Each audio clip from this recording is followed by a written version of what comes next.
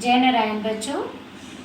Previous video में जो हमारा चैप्टर था सिंपल इक्वेशन, हमने उसके बारे में जाना था कि सिंपल इक्वेशन क्या होता है। अब हम जानेंगे कि एक्सरसाइज 4.1 हम कैसे सॉल्व करेंगे। मैंने आपको उसमें किस तरीके के क्वेश्चंस 4.1 में हैं ये मैंने आपको बताया था।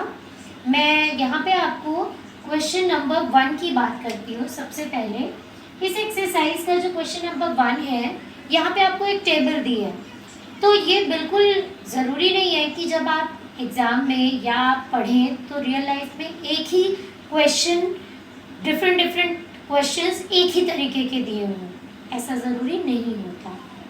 तो यहाँ पे आपको उसने बेसिकली एक इक्वेशन दी है टेबल के फॉर्म में। लाइक उसने लिखा है x + 3 = 5 और वहाँ पे उसने लिखा कि x की वैल्यू क्या है, 4 है। अब आपको बताना है कि ये सेटिस्फाइड है कि नहीं है। तो मैंने यहाँ पे आप देखेंगे आंसर की में मैंने इसमें क्या किया है कि मैंने सबसे पहले x + 3 = 5 लिखा, फिर जहाँ x है वहाँ 4 रख दिया।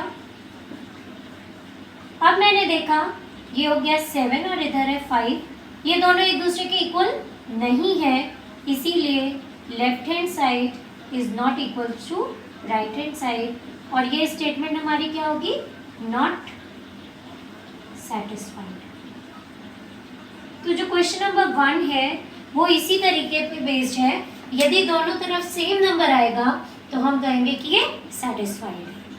फिर जो क्वेश्चन नंबर 2 है वो आपका अगेन इसी पे बेस्ड है। उसमें भी इक्वेशंस आपको दी है और उसकी वैल्यू दी है अननोन वेरिएबल की। आपको उसको पुट करना है और यदि वो सेटिस्फाइड करा तो यस, नहीं किया तो नो। तो अगेन आप कर लेंगे। एक मैं इसमें एग्जांपल लेके दिखाना चाहती हूँ जो कि आपको एक्सरसाइज में मिलेगा। जैसे सपोज उसने कहा x - 4 = 6 where x = -3। अब आपने क्या किया, x की जगह -3 रखा, -4 = 6, माइनस माइनस क्या होता है, प्लस, तो 4 + 3 7। लेकिन साइन किसका लगता है, बड़े नंबर का, दैट इज माइनस। यहाँ पे हमारा कौन सा रूल वर्क किया, इंटीजर। अब यहाँ पे -7 और 6 है, क्या ये दोनों इक्वल है, नहीं है। सो ये हमारा left hand side is not equal to right hand side और फिर हो जाएगा नॉट सेटिस्फाइड। क्लियर। अब उसके बाद जो क्वेश्चन नंबर 3 है वो आपका है error and trial method. Error and trial method का क्या होता है कि जैसे सपोज हमें एक इक्वेशन दी हुई है, क्वेश्चन नंबर 3 मैं बता रही हूँ आपको कि सपोज मुझे एक इक्वेशन दी हुई है x + 2 = 3। अब मुझे पता करना है कि इसमें ट्रायल एंड एरर मेथड से कि इस x की वैल्यू क्या होगी। तो पहले मैं इसमें यहाँ पे x में 1 रखूँगी। तो पहले मैंने x = 1 रखा, तो 1 + 2 = 3, यहाँ पे भी हो गया 3, यहाँ पे। तो पहली बार में मेरा आंसर आ गया, हो गया x की वैल्यू यहाँ पे क्या हो गई, 1। लेकिन कभी ऐसा होता है कि यदि मैं यहाँ पे देखूँ कि इसी के लिए मैं एक और एग्जाम्पल लेके चलूँ कि मैंने मान लो ले लिया x - 4 = 6। अब मैंने यहाँ पे पहले 1 रखा x की वैल्यू, तो 1 - 4 = 6, ये हो गया -3 और ये हो गया 6, क्योंकि प्लस माइनस माइनस साइन बड़े नंबर का, इंटीजर का रूल। तो यहाँ नहीं मिला, तो फिर आप नेक्स्ट x की वैल्यू 2 रख के देखेंगे और ऐसे आप रखते जाएंगे, जो आपको वैल्यू मिलेगी वो आपका आंसर होगा। तो इसे हम एरर एंड ट्रायल मेथड कहते हैं, जो आपको क्वेश्चन नंबर 3 दिया है। नेक्स्ट क्वेश्चन नंबर 4 में कल भी मैंने आपको एक्सप्लेन किया था जब मैंने वीडियो में आपको जो प्रीवियस वीडियो मैंने जो दिया था इसका, कि आपको स्टेटमेंट्स दिए होंगे, आपको उनके सॉल्यूशंस लिखने होंगे। कुछ इसमें की टर्म्स है जो मैं आपको बताना चाहती हूँ। जैसे जब भी टाइम्स वर्ड यूज़ करता है तो इसका मतलब होता है मल्टीप्लाई हो रहा है। जब भी मोर वर्ड यूज़ करेगा तो प्लस होगा, लेस यूज़ करेगा तो माइनस होगा। ठीक है। बाकी ऐड, सब्ट्रैक्ट, अच्छा क्वोशंट कहाँ कब आता है, क्वोशंट वर्ड यूज़ करता है जब डिवाइड हो रहा होता है। Product means multiply, subtract means minus. तो ये कुछ की टर्म्स हैं, ऐसे ही टर्म्स आपको मिलेंगे जब आप इसको स्टेटमेंट से इक्वेशन फॉर्म में करेंगे।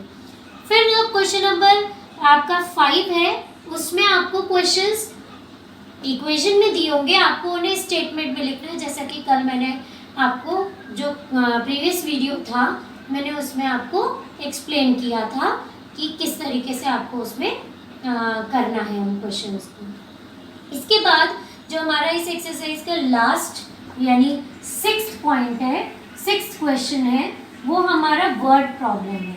वहाँ पे हमें इक्वेशंस बनानी है। मैं आपको एक वर्ड प्रॉब्लम लेके बताना चाहती हूँ जिससे कि आपको कुछ आइडिया लगे। सबसे पहले देखिए 6th क्वेश्चन का first part. Irfan says that he has 7 marbles, more than 5 times the marbles Parmeet has. Irfan कह रहा है कि उसके पास 7 ज़्यादा मार्बल हैं 5 times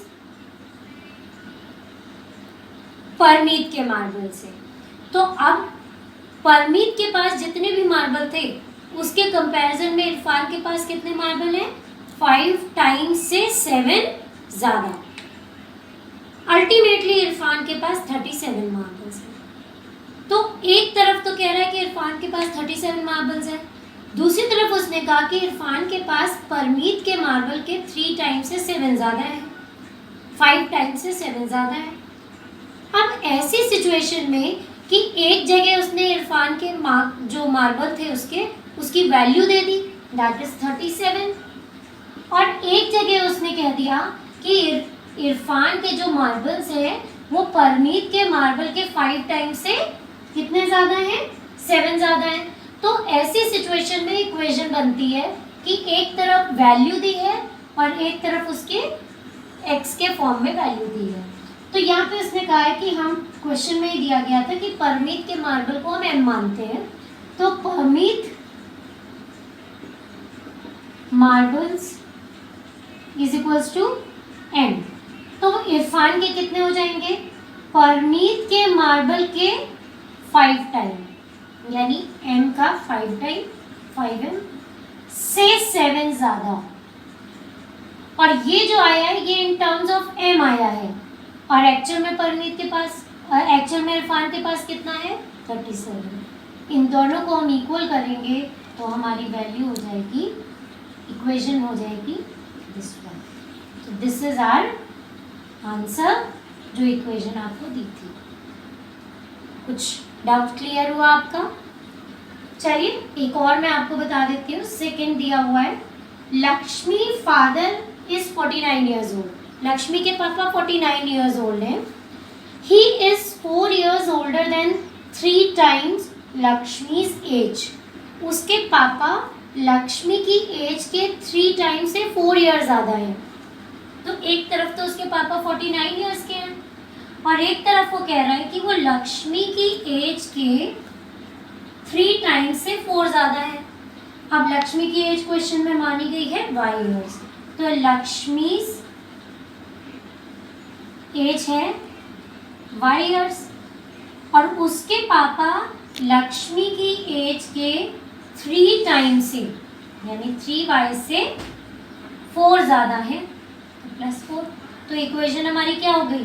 3y + 4 is equals to 49। ये एज भी उसके पापा की है और ये भी एज उसके पापा की है। ये इन टर्म्स ऑफ नंबर है और ये in terms of unknown variable है, क्योंकि यहाँ पे अननोन कौन है?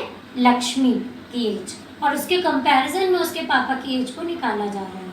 तो इस तरीके से क्वेश्चन नंबर 6 में आपको क्वेश्चन नंबर 1, 2, 3 दिया है। 4th में थोड़ा सा ट्रिकी है, सो 4th को भी मैं आपको हल्का सा एक्सप्लेन करती हूँ। 4th में आपको कहा गया है कि एक ट्राइंगल, सबसे पहले तो एक बात मानिए, एक चीज़ ध्यान रखिए कि एक ट्राइंगल के तीनों एंगल का सम कितना होता है।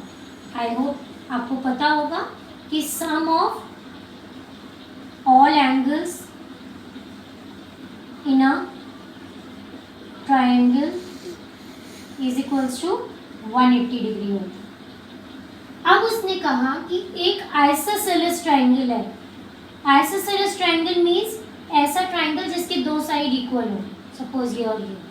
तो अब इसका जो ये वाला एंगल और ये वाला एंगल होगा, इसे हम बेस एंगल के नाम से